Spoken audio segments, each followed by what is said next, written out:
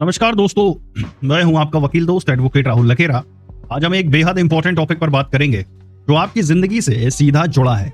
Narcotics, drugs and psychotropic substance act 1985, जिसे आप आम बोलचाल की भाषा में एनडीपीएस एक्ट कहते हैं, और इसी से जुड़ा सुप्रीम कोर्ट का एक हालिया लेकिन बड़ा ही जबरदस्त फैसला जिसने सबको चौंका दिया। आज जानेंगे कि क्यों एनडीपीएस केस में एंटीसिपेटरी बेल मिलना लगभग नामुमकिन सा हो गया है और ये कानून कितना सख्त है। क्या एनडीपीएस एक्ट में एंटीसिपेटरी बेल कभी नहीं मिलती? तो सुप्रीम कोर्ट ने क्यों ऐसा कहा? नमस्कार दोस्तों, आज हम उस कानून की बात करेंगे जो ड्रग्स और नशे से जुड़े क्राइम को कंट्रोल करता है, एनडीपीएस एक्ट 1985। आपने अक्सर सुना होगा कि ड्रग्स का मामला हो तो बेल मिलना मुश्किल है, और सुप्रीम कोर्ट के हालिया ऑब्जर्वेशन ने इस बात को और पुख्ता कर दिया है। हाल ही में सुप्रीम कोर्ट ने एक मामले में मौखिक रूप से कहा कि एंटीसिपेटरी बेल एनडीपीएस केस में कभी नहीं मिलती। ये बात उन्होंने तब कही जब उन्होंने पंजाब और हरियाणा हाई कोर्ट के एक फैसले में दखल देने से मना कर दिया, जिसमें एक एनडीपीएस आरोपी को एंटीसिपेटरी बेल देने से इनकार कर दिया गया। तो इस केस का नाम है Dinesh Chander versus state of Haryana. अब क्या था ये पूरा मामला? तो इस केस में दिनेश चंदर नाम के एक आदमी पर 60 किलो डोडा पोस्ट और 1 किलो 800 ग्राम अफीम की सप्लाई का आरोप था। उसका नाम सह आरोपियों मतलब को एक्यूज के बयान को कहते हैं डिस्क्लोजर स्टेटमेंट में सामने आया था, जिसने ये ड्रग्स जिनसे ये ड्रग्स रिकवर हुए थे। प्रोसिक्यूशन का कहना था कि ये तो कमर्शियल क्वांटिटी है और आरोपी की कस्टोडियल इंटेरोगेशन जरूरी है ताकि ड्रग्स के पूरे नेटवर्क का पता लगाया जा सके। अब आप सोच रहे होंगे कि ये कमर्शियल क्वांटिटी क्या भला है? बिल्कुल बताता हूं। एनडीपीएस एक्ट और कमर्शियल क्वांटिटी का फंडा इसे आसानी से समझते हैं तो देखिए, एनडीपीएस एक्ट के तहत ड्रग्स की मात्रा को 3 कैटेगरी में बांटा गया है। स्मॉल क्वांटिटी, ये वो सबसे कम मात्रा है जिसके लिए सबसे कम सजा होती है। फिर आती है इंटरमीडिएट क्वांटिटी, ये स्मॉल क्वांटिटी और कमर्शियल के बीच की मात्रा होती है। इसके लिए सजा स्मॉल क्वांटिटी से तो ज्यादा लेकिन कमर्शियल क्वांटिटी से कम होती है। अब आती है आखिर कमर्शियल क्वांटिटी। भैया ये वो मात्रा है जो बहुत बड़ी मानी जाती है और इसके लिए सबसे सख्त सजा का प्रावधान है। दिनेश चंदर के केस में 60 किलो डोडा पोस्ट और 1 किलो 800 ग्राम अफीम थी, जो कमर्शियल क्वांटिटी में आती है। एनडीपीएस एक्ट में एक बहुत ही महत्वपूर्ण सेक्शन 37 है। ये सेक्शन कहता है कि अगर किसी पर कमर्शियल क्वांटिटी का आरोप है तो उसे बेल तभी मिलेगी जब कोर्ट को यह भरोसा हो जाए कि आरोपी ने ऐसा कोई क्राइम नहीं किया है, और अगर बेल मिली तो वो फिर से ऐसा कोई क्राइम नहीं करेगा। सोचिए ये कितना मुश्किल है साबित करना, इसीलिए ऐसे मामलों में बेल मिलना लगभग इम्पॉसिबल हो जाता है।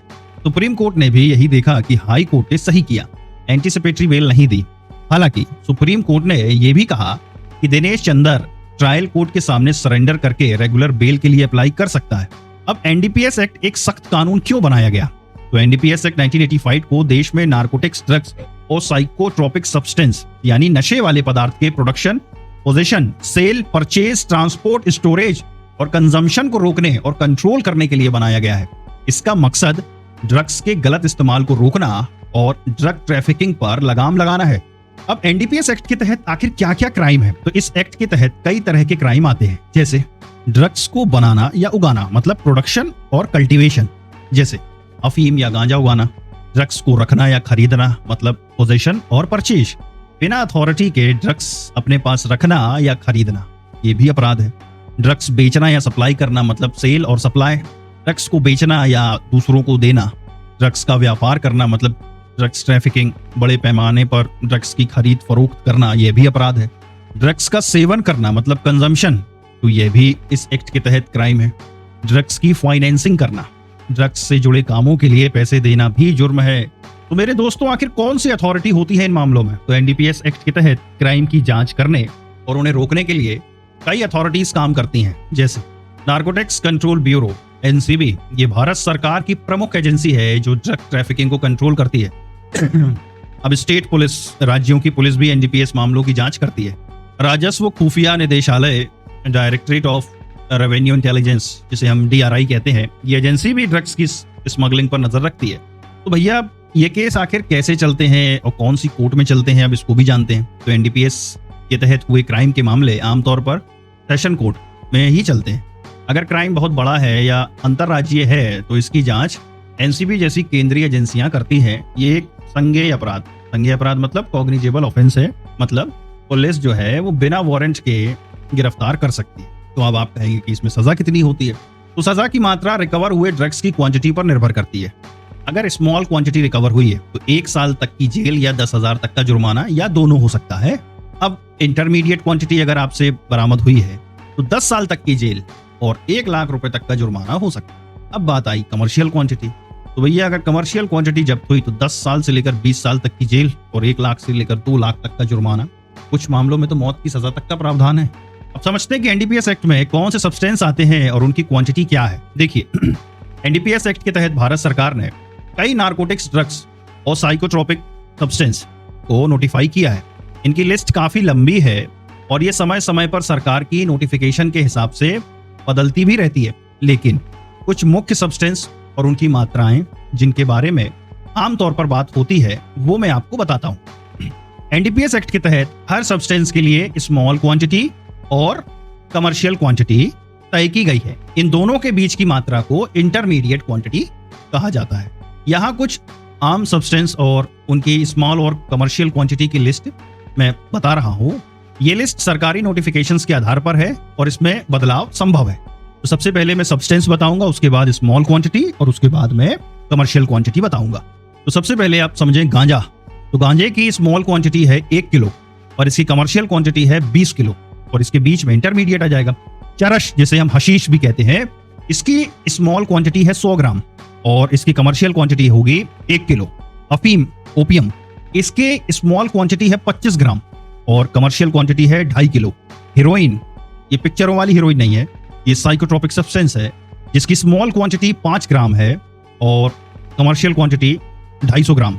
मॉर्फिन, इसकी स्मॉल क्वांटिटी 5 ग्राम और कमर्शियल क्वांटिटी 250 ग्राम है। कोकेन की स्मॉल क्वांटिटी 2 ग्राम और कमर्शियल क्वांटिटी 100 ग्राम है।